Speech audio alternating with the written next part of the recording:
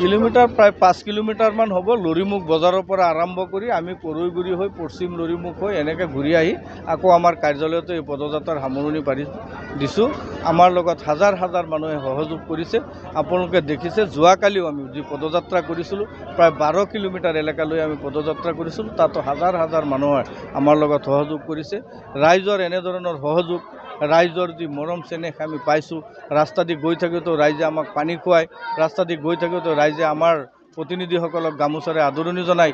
ইয়াৰ পৰা আমি বুজিব পাৰিছোঁ যে ৰাইজ, চামগুৰি সমষ্টিৰ ৰাইজ ভাৰতীয় জনতা পাৰ্টি আৰু মিত্ৰজোঁটৰ সপক্ষে আছে আৰু আমাৰ প্ৰাৰ্থীসকলক তেওঁলোকে বিপুল ভোটত এইবাৰ জয়যুক্ত কৰিব আৰু চামগুৰি সমষ্টিৰ পৰা কংগ্ৰেছৰ শিপা মূলে ইয়াৰ পৰা উৎখাত কৰিব বুলি আমাৰ অনুমান হৈছে।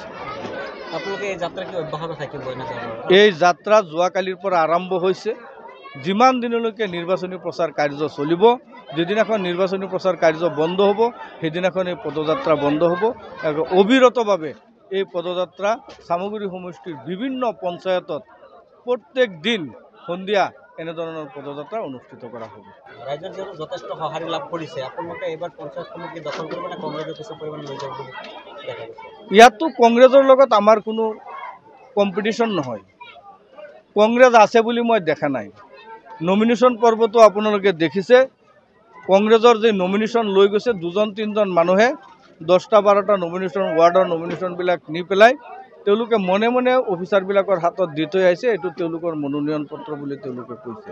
আমি কিন্তু মনোনয়ন পত্ৰ জমা দিয়াৰ সময়তো কংগ্ৰেছ দেখা নাই, যেতিয়া স্ক্ৰুটিনি হৈছে তেতিয়াও দেখা নাই, বা এতিয়ালৈকে আমি কিন্তু কংগ্ৰেছৰ কোনো নেতা, কোনো পালি নেতা, কোনো প্ৰাৰ্থী, কোনো কেণ্ডিডেট এতিয়ালৈকে মই চামগুৰি সমষ্টিত দেখা পোৱা নাই।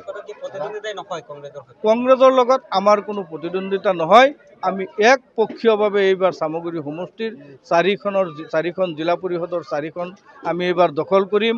25টা আমাৰ যি আঞ্চলিক পঞ্চায়তৰ সদস্য আছে তাৰ ভিতৰত এটা আমি বিনা প্ৰতিদ্বন্দ্বিতাৰে এইবাৰ আমি জিকিছোঁ আৰু যি 24টা আছে সেই 24টাও আমি জিকিম। 250টা ৱাৰ্ড আছে আমাৰ। 250টা ৱাৰ্ডৰ ভিতৰত প্ৰায় 30টা ৱাৰ্ড আমি বিনা প্ৰতিদ্বন্দ্বিতাতে এইবাৰ আমি জিকিছোঁ। বাকী যি 220টা আছে সেইখিনিও আমি নিৰ্বাচনৰ জৰিয়তে ৰাইজে সেইখিনিৰ কাৰণে আমাক মেণ্ডেট দিব।